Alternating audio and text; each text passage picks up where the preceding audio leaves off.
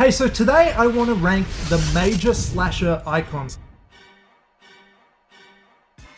Now, before I do get started, I gotta say there was some that I purposefully left out because I'm not sure that they exactly count as icons, or at least horror icons. Like, for instance, Hannibal Lecter is not included on this list because he is a thriller icon, if you ask me. I don't really think he's a horror icon. That's very arguable. I know a lot of people feel differently when it comes to that, but he is not on this list, okay? This is my list. It's subjective, opposite of objective. Subjective list doesn't really matter that much. Don't focus too heavily on who's included and who's not. This is basically the major ones. And there are some others that I would have loved to put on this list, but you know, they're just not iconic enough. Like, for instance, The Collector or Three Finger from the Wrong Turn franchise, who I absolutely love, but he ain't no icon, okay? Your mum and dad aren't gonna know who Three Finger is, alright? But, you know, they're gonna know who Chucky is, they're gonna know who Jason Voorhees is, you know? The characters that I am including here, there's 8 characters. There's Jason Voorhees, Chucky, Leatherface, Pinhead, Michael Myers, Freddy Krueger, Jigsaw, and Ghostface. Those are who I'm ranking, and yeah, that's about it. Let's get to it. Also, if you disagree, just remember that you're wrong and I'm always objectively right.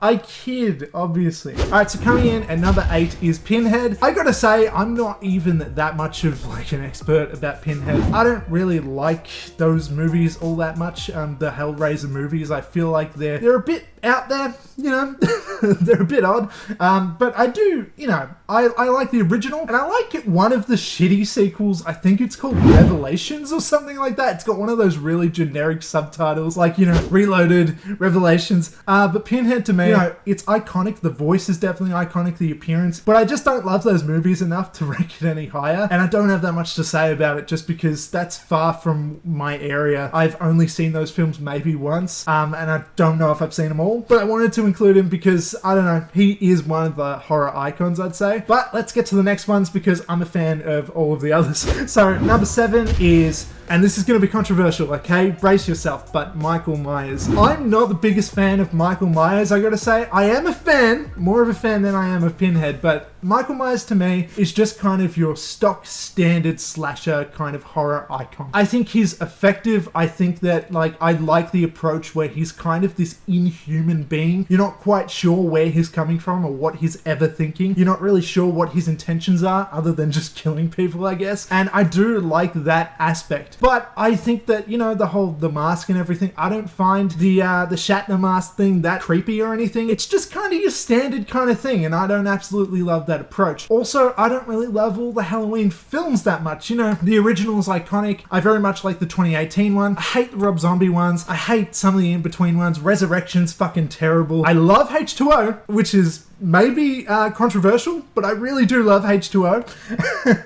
But I think it's a great character, definitely deserves to be an icon, but I just think he's a little bit overrated, if I'm being honest, along with the Halloween franchise. I'm so sorry if you're a big fan. You know, this is just my opinion, and I'm going to get to why I like the next ones just a bit more than I do the Halloween films. Still iconic, I still enjoy them, I've still seen them multiple times and everything, but yeah, he's going at 7 this time, okay? Then number 6 is Leatherface. I gotta say, Leatherface is like this massive fucking beast. He's this intimidating, almost inhuman being, again, like Michael Myers, but in a very different, animalistic, brutal kind of way, more so than Michael Myers, who is like this, I don't know, alien-like figure, in a way. He doesn't quite fit in, you know? He stands out, although he's so plain. Maybe I'm talking myself into maybe putting Michael Myers high. No, I'm not. He's 7, Leatherface is 6. Leatherface is a character who is legitimately really terrifying when it comes to if you put yourself in the shoes of the characters who are being attacked by him. He is somebody who definitely feels like this force to be reckoned with. He's just this big, giant, burly, brainless kind of Hulk figure who's coming after you, you know, with a chainsaw, which is like the weapon you absolutely don't want to die with, you know what I'm saying? Leatherface to me, I think is a really great one, but he just feels, you know, I don't know, kind of dumb, I guess, kind of aimless. He doesn't really have a motivation, and I know that that's part of the appeal, along with Michael Myers, Myers not having a motivation is something that makes it scarier for a lot of people. Not so much to me. I find the lack of motivation just kind of an uninteresting one. Like, you know, he's going around and he's killing people, and that's about it. I do absolutely like his movies quite a bit, like all of the Texas Chainsaw Massacre movies. I like these grimy, dirty, disgusting movies that make you just, ugh. You don't want to like touch the screen while everything's going on, you know? And I also love like his deranged family and all that stuff, and they are super creepy. That being said, I half the time think that the family of Leatherface kind of overshadows and overshines, is that the opposite of overshadows? Kind of, you know, outacts Leatherface himself. Like I find, particularly in the 2003 remake version of Chainsaw Massacre, the cop guy played by that guy who's in that fucking war movie I love, what's it called? Full Metal Jacket. That dude is almost more iconic as a villain in that movie to me than Leatherface is, which is maybe an issue when it comes to being a horror icon. That being said, Leatherface also did bring Chainsaw Massacre 2 to my eyes, which is just such a bonkers fucking movie where there is a scene where they basically sword fight with chainsaws, and if you've got that in a movie, it's guaranteed that I'm gonna love it. Next up at number 5 is Chucky. I think that Chucky can be a fantastic character, definitely a villainous little mischievous bastard who's always kind of cracking jokes and is a smart ass and that kind of stuff. I will say I think that they take that a bit too far in particular films like Bride and Seed of Chucky. I think he's a bit too stupid, but I think they really nail that character when it comes to maybe Child's Play 2 and 3. Anyway, Chucky's a ton of fun, but I think the jokes can be a bit dumb, but he's definitely also very like legitimately actually creepy when it comes to his look and everything. I like when he looks like just a regular ass doll, and like, you know, it's kind of, you can believe that some kid just has this doll and actually trust in that, and everybody doesn't believe, you know, that it's a haunted doll and that kind of thing. I do like that aspect, but I also do like his like scarred up look and everything. That is just totally badass. I really do enjoy that, but I just don't love the movies as much as some of the next ones, which one of them is for Jason Voorhees. Yes, Jason is not my number one favorite horror icon. He's up there. I definitely think he, you know, I can understand why he'd be probably the majority's favorite, maybe. Him or Michael Myers would probably be the majority's favorite. But for me, Jason is, again, like Leatherface and Michael Myers, kind of like this aimless figure. So I don't really understand his motivation. I know, again, that's part of the appeal. But again, I like some of the others for some other reasons that I'll get into soon. But Jason Voorhees is definitely the most iconic in terms of how he looks. Like the hockey mask is just instantly, you get who that is. You understand what's going on with this character. It is funny though that he doesn't actually get that hockey mask until part 3, which is weird. Like when you think Friday the 13th and you think Jason Voorhees, you think hockey mask, but not for the first one. He's not even in it until the end, sort of. And then in part 2, he's got just a sack over his head.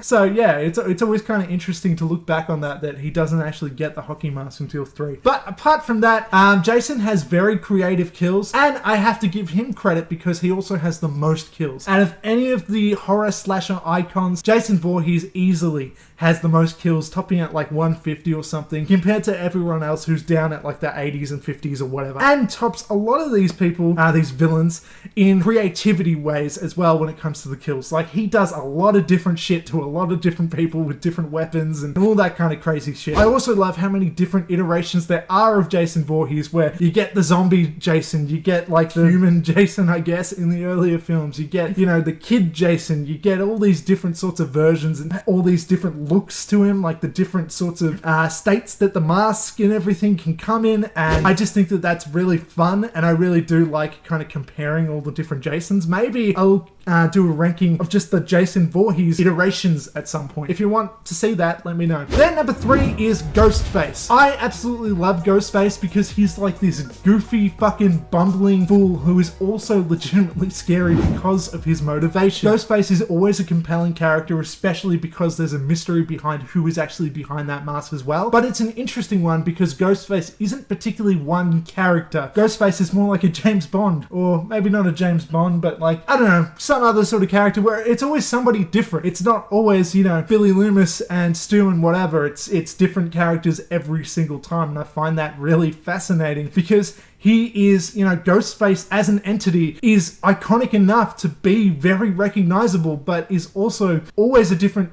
human character within the film. Ghostface also brings a sense of comedy. As I said, he's a bumbling fool and everything, and focuses heavily on horror tropes and all that kind of stuff, so there's fun to be had there. So I absolutely love Ghostface for the good mix of horror comedy and being, you know, legitimately scary, but also being this very cheap, easy look. Like, you know, you can get the Ghostface mask anywhere. In fact, my wife just bought one for like $2. It came out the other day.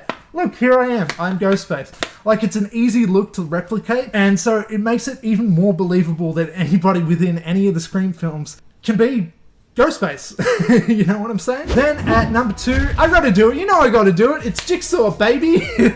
Jigsaw is absolutely an absolute icon to me. And I'm gonna put Jigsaw and kind of Billy the Puppet kind of on equal ends there, because you kind of need both to really sell it, don't you? Jigsaw, as in John Kramer himself, is just an old man. But that kind of makes it even better if you ask me, because he is this just frail dude who, like, clearly isn't gonna win in any fistfights or anything, but because of his brilliance and all that kind of stuff, he brings a sense of terror, because he pretty much, with his knowledge and with help, there's nothing that he can't do. Jigsaw to me is definitely a character that I was very scared of when I was younger, and is very much a character who I find just continuously brilliant from each film, because even after he dies in number 3, he's still fucking killing dudes in 8, you know? Like, he transcends death itself, which is just fucking cool as hell, and I definitely find that iconic. Now, I will say he's less hands-on than the other killers, you know, he puts people in traps and is a bit of a scumbag because of that stuff, but I also like that he has a motivation, you know, a loose motivation, a very hypocritical motivation, and is full of shit a lot of the time. Like, he acts like he's so fucking morally superior than everybody else, and I don't buy it for a second. You like killing people, you asshole? But I do love thinking about his kind of approach when it comes to being a serial killer, and the mentality of how he justifies his own actions, which obviously is a very flawed logic. He's a very fucked up guy when it comes to what's going on inside his old noggin, but I really like kind of analyzing him as a character and who he is and why he does what he does. I find that interesting. I like knowing why the characters do what they do. Say what you will about that, I understand them not liking that, but I think, you know, while I've been ranking these, I've been realizing that I actually do like a character, a villain with a motivation. I like that. Then number 1 is Freddy Krueger. Yep, you know, the t-shirt kind of gave it away. Freddy Krueger is my absolute favorite. I probably like the Saw movies more than the Nightmare on Elm Street movies. I'm not sure. It's about neck and neck, but Freddy Krueger takes the cake when it comes to being a horror icon to me. The look, fucking terrifying. When I was a kid, do you know how scared I was of just the sight of Freddy Krueger? Just that burnt up face and everything. It made me cry. Like, legitimately made me cry, because I couldn't look at that shit. I could not. Robert Englund is just this fucking fantastic actor when it comes to this character that blends the horror and comedy better than Ghostface, if you ask me. And he is scarier than Ghostface as well. What else I love about Freddy Krueger is the initial premise to begin with. Like, he is such a creative character where he can do so much more than any of the other characters, because he's not bound to this reality. He's not just stabbing people, he's ripping people to shreds. He's putting people in beds and blowing them up. He's ripping people's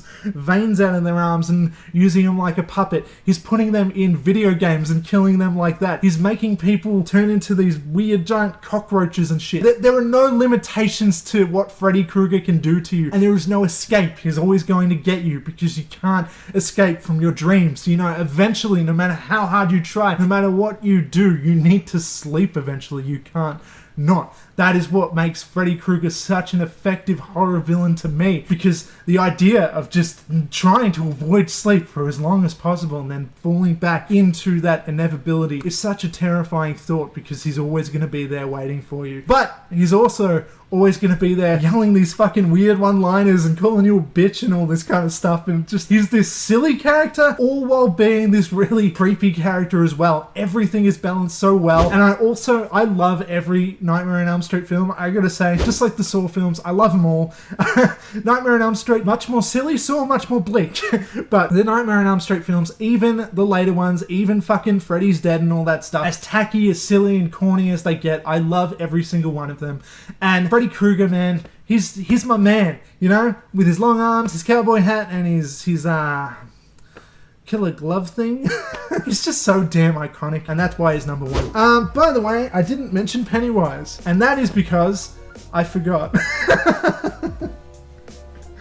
Pennywise can be like between Jason and Chucky or something. I don't know. Okay, please do the things and all that stuff, and thanks, and watch and blah blah blah. Interact, comment, hit the bell, all that shit. Thanks. Goodbye.